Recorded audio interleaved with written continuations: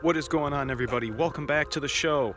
My name's PTT. PowerStoke Tech Talk with A-Rod is my YouTube channel where I go over how I repair these trucks and keep them on the road. This is my 2020 F350, and we're going to go over tonight about some of the things that I've done to it since I've taken ownership. I want to give a big shout out to realtruck.com for sponsoring this video. Make sure to stick around to the end so we can get a little more info on their goodies. All right, guys, let's do this. This is my 2020 F350. It is black, and it is definitely hard to keep clean. It rained last night, and unfortunately, I didn't get a chance to clean it. Still a worthy candidate for this video. This is the Lariat Sport Ultimate Edition, Ultimate Package, or whatever you want to say. It did come with all the blacked out emblems and the blacked out Ford grille. I've done a few things to it. Got the windows tinted, got the windshield tinted. I did put some OE Ford mud flaps on it, as well as the rears. Did come with the wheel well liners for the rear, and I really didn't care for the front wheel well liners. So I opted for the plastic poly inserts that go over the felt ones. I just didn't like how those got all soaked with water, and it was really kind of a pain to clean, actually. And it has my only engine in it that I would ever get, my 6.7 PowerStoke. I do have about 10,600 miles on it, coming up on a year. Definitely like the truck. I was coming from a 1998 F350 4.2 4x2 5-speed, so this was definitely warp speed when I took delivery of this. I didn't get to order it. It was on the dealer lot. It was happening right when COVID happened, so I didn't get to order it, but I didn't want to have the woulda, shoulda, coulda, woulda, shoulda, coulda. I have installed some vent visors. I think that was one of the first things I did, courtesy of Limitless, and some WeatherTech floor mats. We are going to be actually talking about installing the Amsoil bypass kit. I just recently made a video for that, and going to talk about the benefits of installing that onto the PowerStoke and what you guys can expect to see. One of the other things that I've just added has been this Truxedo tonneau cover, the Low Pro. Really digging this. I've installed some other ones that actually have sat on the bed rails.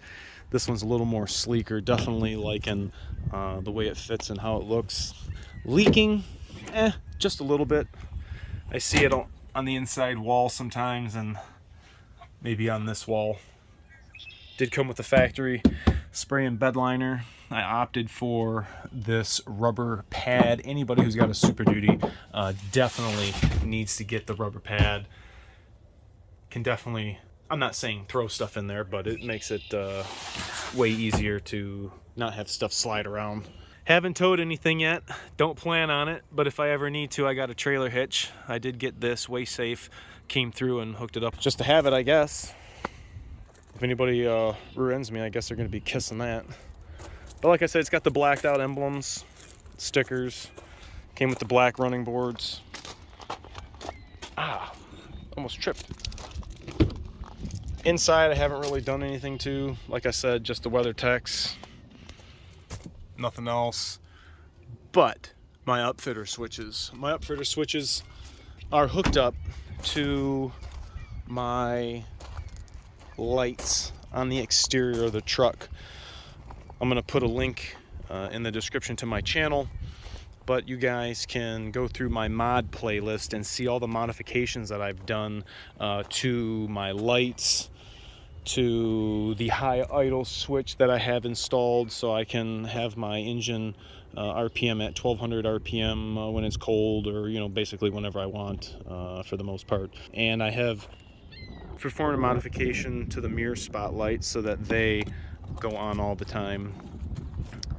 Got a lot of great feedback on that mod. It's just a light that winds up shutting off when you get above 5 miles an hour, and you got to have the key on, the truck on to even operate them. So it's kind of a pain in the butt. But with our modification, you now can utilize this light anytime you want. Haven't really done anything underneath the hood except for maintenance. I'm definitely a maintenance freak. Keeping these things on the road is my job, and I'm all about making sure we get the proper intervals and fluids and whatnot.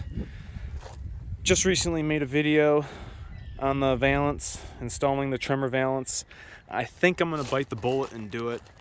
After putting that one on that Super Duty, I kind of liked the way it looked. However, I kind of maybe want to look at the two-wheel drive one to see if that might look just a smidge better, because that tremor one, man, it is thin and just looks kind of goofy. But I guess change, you know, we'll get used to it.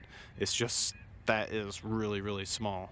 But the customer liked it, and that's the most important thing. So I guess while we're here, let me show you the modification I did to the lights. It kind of sucks because it's really bright out, but it'll be still cool. So upfitter switch number 6 is hot at all times, and what that does is it turns all of my strobe lights, it turns all of my existing LED lights into strobes. So I don't know if you guys can pick that up or not. Like I said, look at the video in the description. You can see the modifications I did, and I showed it when it was dark out. Looks really awesome. It really sucks you guys can't see it, but you can barely see the cab lights flashing. Limitless Auto Works down in PA was the one who made this possible. All the credit goes to him. You guys can see the third brake light. And then when you come around to the back, we got the reverse and the rear C-rings. The LED dually light that I have gotten such a good response and feedback on. A lot of gentlemen have added this to their truck and have provided them with the necessary pins to add it, such as I did. License plate lights. Every light on this truck that has an LED flashes. The turn signals do not, because all I need to do is put my hazards on and they blinked at their own pace. But definitely a cool modification if you got LEDs, if you are a tow truck, a wrecker, a garbage truck, a landscaper, a first responder. This is something you guys need. No more drilling holes. Use the lights that came with the truck. Definitely a good looking truck. The one thing that kind of gripes me is these tires. I'm not a big fan of the Michelins. I don't know which ones I'm gonna go with. I don't know when I'm gonna replace them, but I don't like how they're wearing. I did check the alignment. The alignment was spot on. Total toe was right there where it should be in the green, and was split perfectly between both tires. So definitely don't have an alignment issue. I think it's just these weird tires. I'm not going to be lifting it. Not really a 4x4 lifting truck kind of guy. I know I'm excited. I want to check out that Amsoil oil filtration kit. I did, just remember this, I did get a new antenna.